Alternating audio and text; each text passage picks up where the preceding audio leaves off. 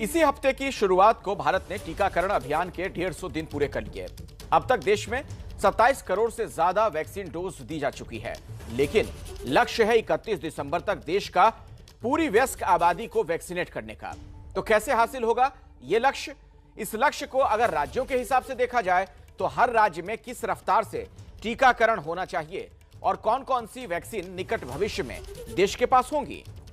21 जून से देश में टीकाकरण अभियान का विस्तार हो रहा है।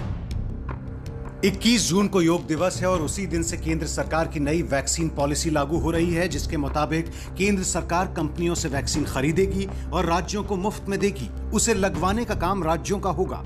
कोविड से बचे रहने का सबसे सुरक्षित, सबसे महफूज एक ही तरीका है, ये टीका लगवा देना। अपने दोस्तों को, पड़ोसियों को और परिवार के दूसरे सदस्यों को भी समझा दीजिए और टीका यानी वैक्सीन लगवा लीजिए। और सुनिए, मास्क पहन लीजिए, अच्छा होगा। बात करते हुए थोड़ा सा फासला रखें और भी अच्छा है। और सबसे अच्छा तो ये होगा कि आप सब कोविड का टीका लगवा लें। इसी हफ्ते भारत ने कोरोना टीकाकरण अभियान का 150 दिन का अहम पड़ाव पार कर लिया।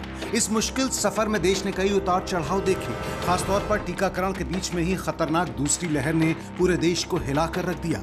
लेकिन इस मुश्किल वक्त में भी टीकाकरण जारी रहा और आज टीकाकरण के 155 दिन में देश में 27 करोड़ 33 लाख वैक्सीन डोज दी जा चुकी हैं, जिनमें पहली और दूसरी डोज शामिल है। 22 करोड़ से अधिक फर्स्ट डोज और 5 करोड़ से अधिक सेकेंड डोज देश में अब तक दी जा चुकी हैं, जो कि हमारे प्रायोरिटी एज ग्रुप्स, चाहे वे हेल्थ केयर वर्कर्स हों, फ्रंटलाइन वर्कर्स हों, और प्रायोरिटी एज ग्रुप जो कि अबव 45 ईयर्स है, और उसके साथ ही जो नए एज ग्रुप 18 टू 44 ईयर्स है, उसको कवर करते हुए हम अब दे रहे हैं। आज एक मुख्य विषय हमें सबको समझने की जरूरत है। हम शुरू से कहते हैं अपनी कोविड की इस लड़ाई में, help us to help you. आप हमें सहायता दीजिए ताकि हम आपकी सहायता कर सकें। लेकिन जैसा कि सरकार दावा कर रही है कि साल के अंत तक यानी 31 दिसंबर तक देश की पूरी वयस्क आबादी का टीकाकरण हो जाएगा। लेकिन ये होगा कैसे, इसे समझने के लिए राज्यों के हिसाब से गणित समझना होगा। अलग अलग राज्यों के टीकाकरण की रफ्तार अलग अलग रही है। किन राज्यों में टीकाकरण के औसत को कितना बढ़ाना है, ये समझते हैं। 31 दिसंबर तक टीकाकरण का लक्ष्य हासिल करने के लिए राज्यों में टीकाकरण की ये रफ्तार होनी चाहिए। उत्तर प्रदेश में 14 लाख डोज प्रतिदिन की रफ्तार होनी चाहिए। वहीं 4 राज्यों यानी महाराष्ट्र, बिहार, पश्चिम बंगाल और तमिलनाडु में 5 से 10 लाख डोज प्रतिदिन की रफ्तार चाहिए।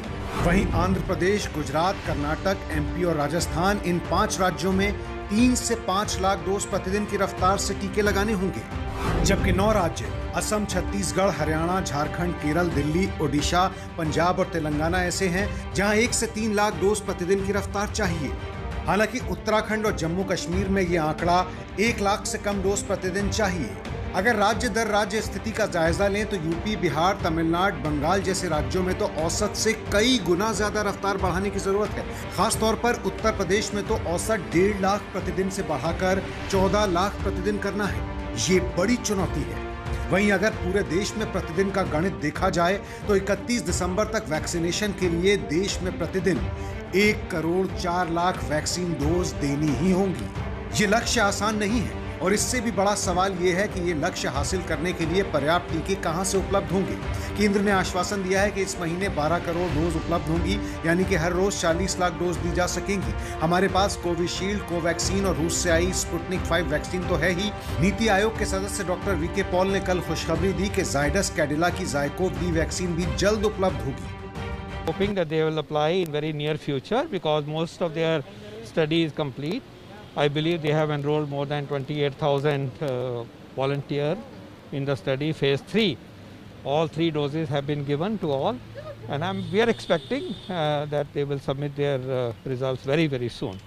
And we are very hopeful about this unique vaccine because this is world's first DNA vaccine. यानी जाइडस कैडिला और बायोलॉजिकल ई इमरजेंसी यूज के लिए जल्द अप्लाई करेंगे।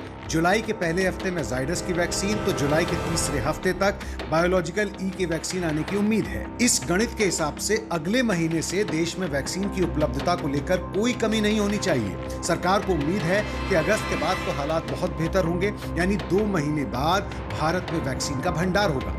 अगस्त से दिसंबर तक देश को कौन सी वैक्सीन की कितनी डोज मिलने की उम्मीद है, इस पर एक नजर डाल लेते हैं।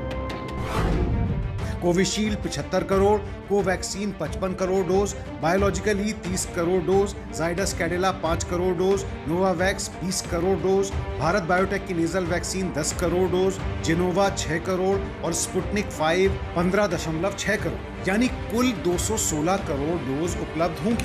ध्यान रहे, इस लिस्ट में वो वैक्सीन शामिल नहीं है जिन्हें अमेरिका, ब्रिटेन, जापान, यूरोपियन देश या WHO से इमरजेंसी इस्तेमाल की मंजूरी मिली है। वो वैक्सीन इस लिस्ट से अलग होंगी, यानी फाइजर, मॉडर्ना और जॉनसन एंड जॉनसन की वैक्सीन इनमें शामिल नहीं है।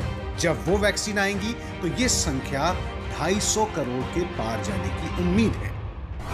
क्रिकेट के खेल में जब कोई टीम शुरुआती ओवर्स में रन नहीं बना पाती है तो उसके पास बचे हुए ओवर्स में तेजी से रन बढ़ाने और अपना एवरेज सुधारने का दबाव होता है।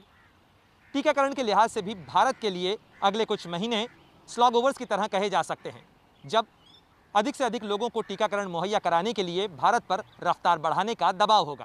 देश में कोरोना की दूसरी लहर में कहर बरपाने वाला था delta variant. Delta plus variant उसी का एडवांस रूप माना जा रहा है। महाराष्ट्र के स्वास्थ्य विभाग ने चेतावनी दी है कि सावधानियां नहीं बरती गईं तो तीसरी लहर डेल्टा प्लस वेरिएंट के चलते आ सकती है। कितना भयावह हो सकता है डेल्टा प्लस और हमारी वैक्सीन इस पर कितनी असरदार है?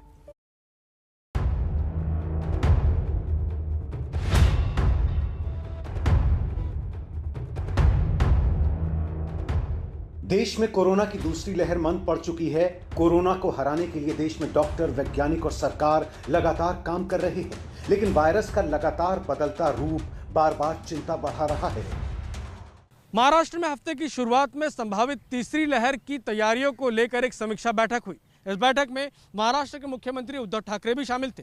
बैठक में महाराष्ट्र के स्वास्थ्य विभाग ने चेतावनी दी कि अगर नियमों का ठीक तरह से पालन नहीं हुआ तो कोरोना वायरस के डेल्टा प्लस वेरिएंट की वजह से भयानक तीसरी लहर की संभावना बढ़ जाएगी।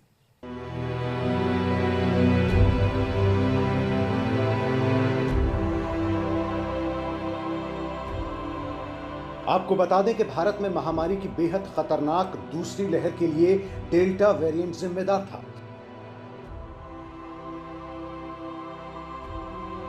अब डेल्टा प्लस इसी डेल्टा वेरिएंट में हुए म्यूटेशन या बदलाव की वजह से बना है। कई जानकारों का मानना है कि डेल्टा प्लस वेरिएंट बेहद खतरनाक हो सकता है। ऐसा इसलिए क्योंकि delta plus variant monoclonal antibody cocktail दवा के प्रभाव को कम कर सकता है। अब तक कोरोना के खिलाफ ये कारगर मेडिकेशन माना जाता है। ये वेरिएंट संक्रमित लोगों के लिए और खतरनाक माना जा रहा है। इस वेरिएंट से दोबारा संक्रमण के और ज्यादा चांस बन सकते हैं।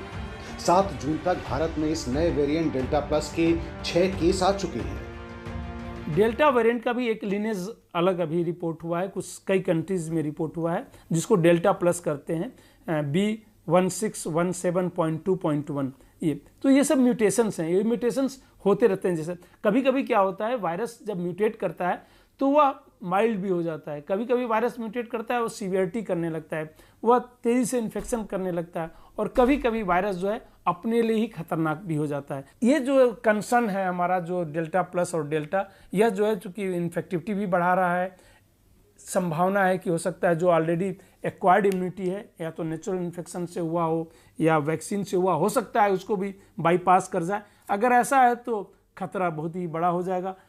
भारत में दूसरी लहर के दौरान कहर ढा चुका कोरोना का डेल्टा वेरिएंट पूरी दुनिया में फैल गया, और अब डेल्टा प्लस के मामले भी दुनिया भर में देखने में आ रहे हैं।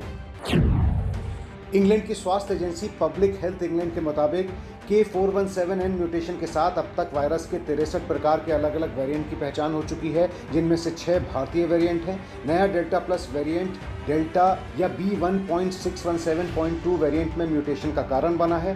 पूरे यूनाइटेड किंगडम में डेल्टा प्लस वेरिएंट के कुल 36 मामले हैं। अमेरिका में कुल कोरोना केस के 6% यानी 14 मामले डेल्टा प्लस वेरिएंट के हैं। कनाडा, जर्मनी और रूस से 1-1, नेपाल से 2, स्विट्जरलैंड से 4, पोलैंड से 9 और पुर्तगाल से 12 और जापान से 13 मामले शामिल हैं। दुनिया भर में इस वेरिएंट पर खास नजर रखी जा रही है। भारत सरकार ने भी औपचारिक रूप से स्वीकार किया है कि डेल्टा प्लस वेरिएंट या AY1 पाया गया है, लेकिन फिलहाल इसे वेरिएंट ऑफ कंसर्न या चिंताजनक वेरिएंट मानने से इनकार किया है।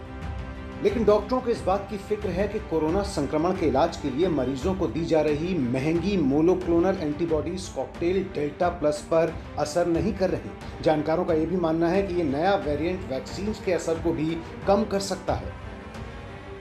डेल्टा प्लस डेल्टा और ये जो थोड़ा सा जो यूके से एविडेंसेज आए हैं और डेल्टा प्लस का कि वो वैक्सीन की एफिकेसी को कम कर रहा है। पहले भी कुछ वेरिएंट ऐसे थे, जो साउथ अफ्रीका का वेरिएंट था, उसने भी वैक्सीन की एफिकेसी को कुछ काफ़ी कम किया था। तो ये हो सकता है। और ये जब भी म्यूटेशंस होते हैं तो अपने सर्वाइवल के लिए वायरस करता है। यह जो है वैक्सीन से या नेचुरल इन्फेक्शन से हो सकता है कल ऐसा हो जाए कि नेचुरल इन्फेक्शन को भी बाईपास कर दे। WHO डेल्टा प्लस पर जानकारी जुटा रहा है। हालांकि दुनिया भर में वैज्ञानिकों का मानना है कि ये तभी खतरनाक माना जाएगा जब इस वेरिएंट के प्रसार की रफ्तार बहुत तेज हो, यानी ये कितनी तेजी से फैलता है, इसकी रिसर्च बेहद जरूरी है। इसकी जीनोम सीक्वेंसिंग फिलहाल चल रही है, लेकिन